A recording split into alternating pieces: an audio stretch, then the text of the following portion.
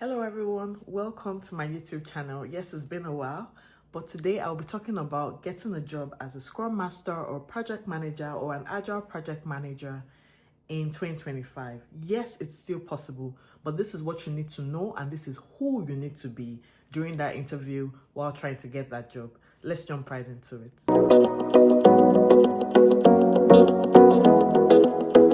First of all, if you haven't subscribed, please hit the subscribe button so that YouTube can push my videos out to more people.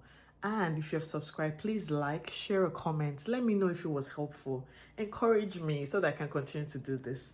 Thank you. So the very first thing is you really need to know your stuff. As a Scrum Master, as a project manager, gone are the days when in 2020, 2021, you can just quickly practice some things, then go say it during the interview, quickly get a resume. It's harder now. I'm just going to be very honest with you. You have to know your stuff. And even when you're doing the interview, you will know that you have spoken, because yes, they will ask you questions.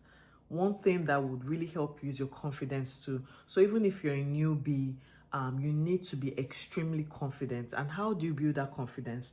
By practicing. Continue to practice. When you continue to say it, then it becomes second nature, and then you can speak in front of other people. Also, one thing to have at the back of your mind is nobody can insult you. No interviewer will just insult you and say, oh, you've just said rubbish. So don't be afraid. Just say what you have to say. The interviews are far and in between. So whatever interview you get, you need to make sure that you are very prepared for it. So like I said, nowadays, you're not just it's not going to be a fluke. You're not just going to become a Scrum Master by fluke. You have to put in the work. Now, you might not see the roles as Scrum Master. Sometimes they even put project manager.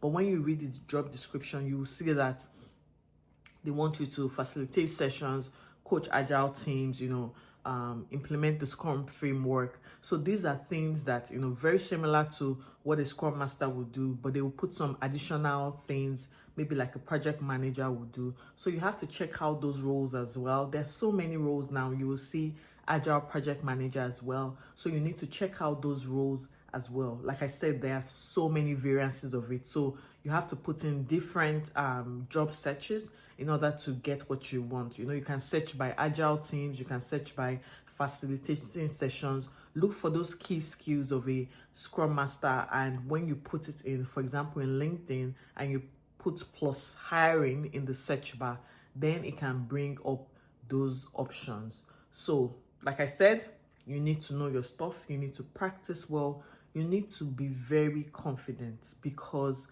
that's the only way you can scale through the interview. I recently went through an interview process, so this is not something I'm telling you from what I've known years ago. I recently went through an interview process, and I will tell you that I was drilled. Even for someone that has been that's been a Scrum Master for a long time now, I was drilled.